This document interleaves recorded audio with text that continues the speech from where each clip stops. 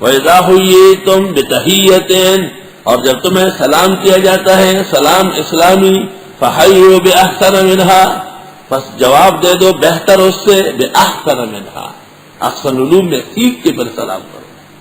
الحمدللہ، احسن ہے تو احسن تو نہیں ہے نا، جب کروٹ لوگے تو احسن چاہیے۔ اور ردوہا، یا اتنا ہی واپس کرو۔ اس نے کہا السلام علیکم، تو آپ کہے السلام علیکم ورحمۃ اللہ۔ اس نے کہا السلام علیکم ورحمۃ اللہ، تو آپ کہیں گے السلام علیکم ورحمۃ اللہ وبرکاتہ۔ اور اس نے کہہ دیا السلام علیکم ورحمۃ اللہ وبرکاتہ، تو آپ کہیں بس صرف السلام، لأنہ ما ترک لک شیئا، اس نے آپ کے لیے کچھ چھوڑے گنجائش ہی نہیں رکھی، فضول آدمی ہے، ساری باتیں کہہ گیا۔ اور بات تو وہ جنت ہو، مغفرت ہو، خرافات ہو، اللہ عنہ، وہی اسلامی کلمے پر اکتفا کر لو، وہی خیر و برکت کا ہے۔ علماء لکھتے ہیں سلام کرنا سنت طریقہ ہے، اور سلام کا جواب دینا واجب ہے۔ آنے والے کے لیے ہے کہ وہ سلام کرے، اور جو حاضرین ہیں ان میں سے کوئی ایک جواب دے دے۔ آنے والوں میں سے ایک کا سلام سب کا سلام، اور حاضرین میں سے ایک کا سلام سب کا جواب۔ بہتر ہے کہ السلام علیکم کہے، یہ وعلیکم السلام کہے۔ وعلیکم کا مطلب یہ ہے کہ یہ سلام جو مجھے کیا، یہ اور اس کے علاوہ میری طرف سے ایک اور سلام دیا آپ کو، یہ دوہرا ہے۔ بعض لوگ ناسمجھی سے اس پہ اعتراض کرتے ہیں۔ سلام ایک فرصت کا کلمہ ہے، اگر کوئی نماز میں ہے، تلاوت میں ہے، ذکر میں ہے، درس میں ہے، یہاں تک کہ کھانا کھا رہا ہے، اہل خانہ سے مشغول ہے، یا اذان دے رہے ہیں، یا اور کسی شغل میں ہے، جائز یا نہ جائز، جیسے پیشاب پاخانے میں مشغول ہے، سلام نہ کیا جائے گا اس کو۔ 52 یا 54 مقامات ہے جہاں پر سلام کرنا مکروہ ہے۔ نوجوان لڑکیوں کو، مشتحق عورتوں کو، اجنبیات کو، جس دکان جس جگہ فسق و فجور ہو رہا ہو وہاں بھی سلام کرنا مکروہ ہے۔ یہاں ایک دفعہ مسئلہ بیان کیا کہ حجام چونکہ داڑھی موڑتا ہے اس لیے اس کو سلام کرنا مکروہ ہے۔ جمعے کے بعد یہاں گلشن اقبال کا حجام آیا، اس نے کہا میں نے گزشتہ جمعہ 10 روپے چندہ دیا ہے، واپس کرو۔ میں نے کہا کیوں؟ کہا آپ نے کہا اس کو سلام مکروہ ہے۔ سلاموں کا مکروہ علی من ستسمع۔ نہر میں صفی الدین غزنی کا قصیدہ ہے منظومہ، وہیں سے بحر میں آیا، وہیں سے شامی میں آیا، وہیں سے حضرت الاستاذ نے معارف سنن میں نقل کیا ہے۔ آلوسی بغدادی نے روح المعانی میں سب سے عمدہ اور طویل کلام کیا ہے۔ اس کی عادت ہے کہ وہ کلام نہیں کرتے، لیکن جب کرتے ہیں تو حق ادا کرتے ہیں۔ اس نے یہ قاعدہ بھی نقل کیا کہ اگر غیر مسلم کو سلام کیا گیا، لو سلم کافرا تبجیلا کفرا، تعظیم کے طور پر سلام کرنا کفر ہے، اور ویسے جان چھڑائی کے لیے یا سلام بمانے اسلام کے یا توفیق توحید و سنت کے کر سکتے ہیں۔ السلام علیکم، تو آپ کا مطلب یہ کہ خدا تعالیٰ تجھے مرزائیت سے توبے کی توفیق دے، خدا تجھے بریلیت سے توبے کی توفیق دے، خدا تعالیٰ تجھے رزق سے توبے کی توفیق دے، تو جواز ہے اس ارادے اور نیت سے، لیکن نہ کرنا بہتر ہے۔ آداب عرض ہے، آپ خیریت سے ٹھیک ہے، یا بہت مجبوری ہوئی تو اسلامی کلمہ ہٹا کر کوئی عرفی کلمہ لگا دیا جائے۔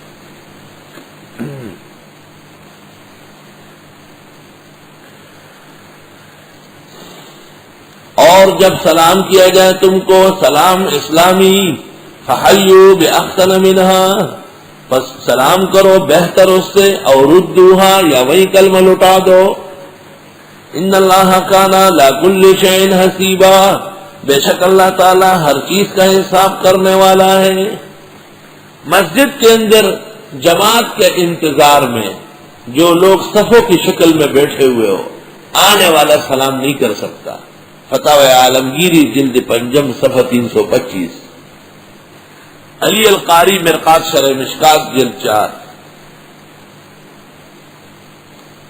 نماز با جماعت سے پہلے جماعت کے انتظار میں جو لوگ صفوں کی شکل میں ہیں، آنے والا السلام علیکم نہیں کرے گا. تو پختنو جماعتنا اجری اور ڈیرے یو براشی السلام علیکم وعلى بخیر آلے قدیم خانہ بخیر آلے حلقہ دا ستار اپلار ڈیرہ رسا دا خدا کول ہے. آغا امام دا جہان بے وقوف دا جہان کمکل اگر کتاب قتل ہے کوئی دوری منیا استاد ہے کہ چکا نہیں مسئلے. ایک دن نہیں کہتے کہ بھائی یہ جماعت ہو رہی ہے صفوں کی شکل میں بیٹھے ہیں. فقہاء کرام نے لکھا ہے کہ سلام منائے. الحمدللہ کراچی میں سب سے پہلے اس عاجز نے بنوری ٹاؤن کے امام کو ٹھوکا تھا. میں نے کہا سلام ولام نہ کرے. دارالفتہ آئے, دارالفتہ ہوئے تو ماشاءاللہ بڑے زبردست لوگ ہوتے. دا جہان نالے کا بنگالیان مفتی انشیر انہوں نے کہا نہیں آداب ہے کیوں نہیں. میں نے کہا عالمگیری 5 جلد دے دو. نکالی. میں نے کہا یہ کیا ہے؟ صاف لکھا ہے لا يسلم علی الجالسین المنتظرین للجماعت فی الصفوف. جو صفوں کی شکل میں جماعت کے انتظار میں ہیں ان کو سلام نہ کیا جائے. ولو سلم علیہم احد وسعہم الا یجیبوا. اور اگر کسی نے سلام کر لیا غلطی سے بھی تو وہ لوگ جواب نہ دیں. وہ سلام کلام کے لیے نہیں ہے, جماعت کی شکل میں بیٹھے. ہاں جماعت ختم ہونے کے بعد مقصد دین کا پورا ہو گیا, اب بے شک الیک سلیک ہو سکتا ہے. تو ایسے موقعوں پر جھگڑوں کی ضرورت نہیں, اطلاع کی ضرورت ہے. طریقہ سے ایک مسئلہ جب عمل میں نہ ہو اس کو اپنانا بہت مشکل کام ہوتا ہے. میرے جیسے لب و لہجہ جو آپ کو سمجھانے کا یہ وہاں نہ استعمال کرو.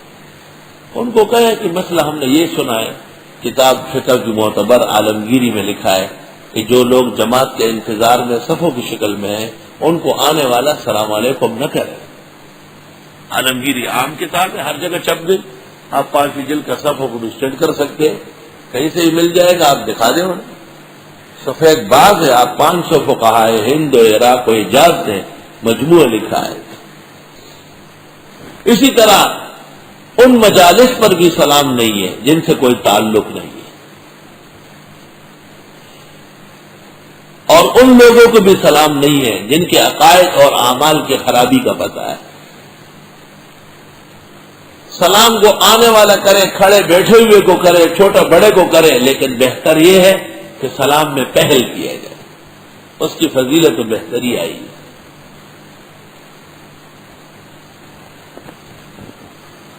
اللہ لا